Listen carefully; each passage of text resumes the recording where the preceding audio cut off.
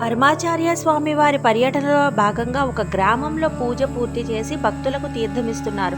ఒక ఇల్లాలు తన కుమార్తె అయిన 5 ఏండ్ల పిల్లను వెంటబెట్టుకొని తీర్థం పుచ్చుకోవడానికి వచ్చింది. స్త్రీలందరూ ఒక పక్కగా, పురుషులందరూ మరో పక్కగా నిలబడి తీర్థం పుచ్చుకోవడానికి సిద్ధంగా ఉన్నారు.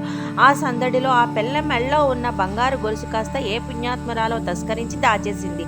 గొలుసు పోగొట్టుకున్న ఆ పిల్ల ఏడవసాగింది. అమ్మలక్కలంతా అయ్యో గొలుసు పోయిందా అంటూ పిల్లను తల్లిని ఓదారుస్తున్నారు. తక్కిన స్త్రీలందరితో పాటు ఆ పిల్ల తల్లి కూడా తీర్థం పుచ్చుకునేందుకు వరుసలో నిలబడింది.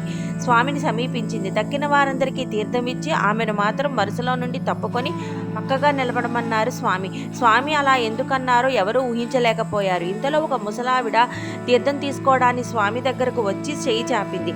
ఆమెను ఉద్దేశించి స్వామి ఇచ్చేసేయ్ అన్నారు. నా దగ్గరేముంది ఇవ్వడానికి అన్నది ఆ ముసలమ్మ. ఒకటి చాలదా, ఇంకా ఎన్ని పాపాలు మూట కట్టుకుంటావు అన్నారు స్వామి. ఆ మాటలు విని కొందరు ఆడవారు చీర విదిలించమన్నారు.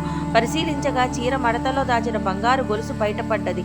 దాన్ని తీసి స్వామి వద్ద పెట్టారు. గొలుసు పోగొట్టుకున్న ఇల్లాలిని స్వామి దగ్గరకు పిలిచారు. తీర్థం ఇచ్చారు. ఇలా అన్నారు, ఇదిగో నీ గొలుసు తీసుకో, ఇక నుంచి మాత్రం ఇలా చెయ్యవద్దు అని స్వామి చెప్పారు. ఇక మీదటి ఎప్పుడూ అట్లా చెయ్యకు అని స్వామి ఎందుకు చెప్పారు అని అందరూ అనుకున్నారు.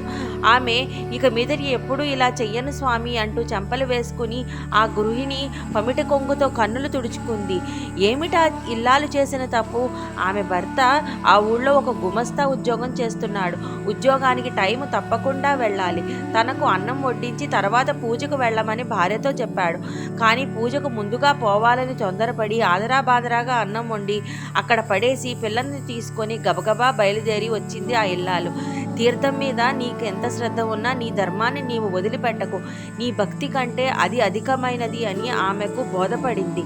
ఎంతటి స్వల్ప విషయంలోనైనా తమ కర్తవ్య నిర్వహణలో స్త్రీలు పురుషులు అప్రమత్తులుగా ఉండటం అవసరమని బోధిస్తారు స్వామి. అపార కరుణాసింధుం జ్ఞానదం శాంతరూపిణం శ్రీచంద్రశేఖర గురుం ప్రణమామి ముదావహం.